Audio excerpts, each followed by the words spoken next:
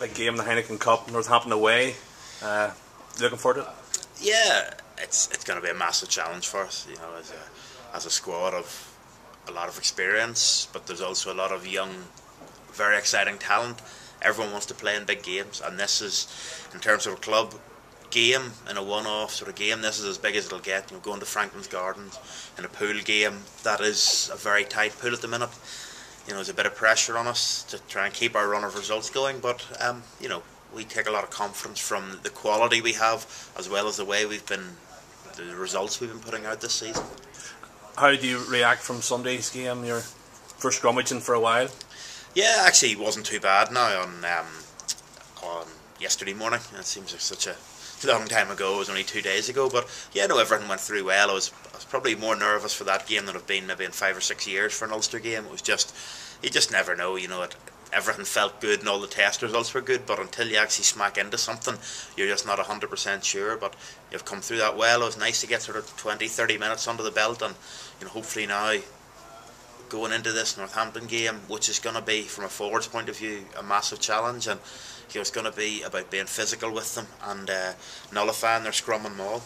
It was interesting watching that first scrum. There was a real impact there.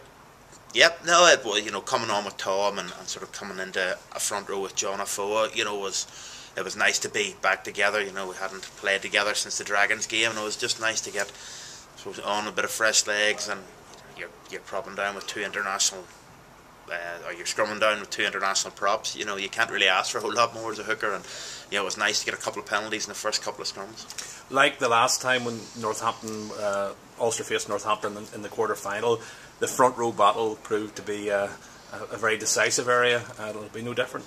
Yeah, it definitely won't. You know, like obviously a lot is made about the Northampton scrum and the Northampton maul, and you know, that is a big part of their game. You know, they have a lot more as a team than that, but you know, they do, like all good teams. You know, you base a lot of their game around their forward pack, and you know, it's not going to be a case of going there and just trying to get parity. If you do that, like what happened 2 years ago, you know, eventually something will give and they'll get the slightest upper hand, and that's all they needed. You know, we felt for 40-50 minutes we were very much in the game, and then they just put the squeeze on us in the second half. Our set piece failed a wee bit, and you know, they took full advantage, and you know, they'll be hoping for the same this weekend, and we'll be hoping that, and we know that we're a better set piece team than we were then, and you know, it's up to us to take I suppose a bit of the pressure that's going to come with that. And as a pack of 8 forwards, you know, there's no better test and there's no better time to stand up than Friday night. And 2 back-to-back games, exciting couple of weeks ahead. Good luck anyway, Rory. Thank you, John.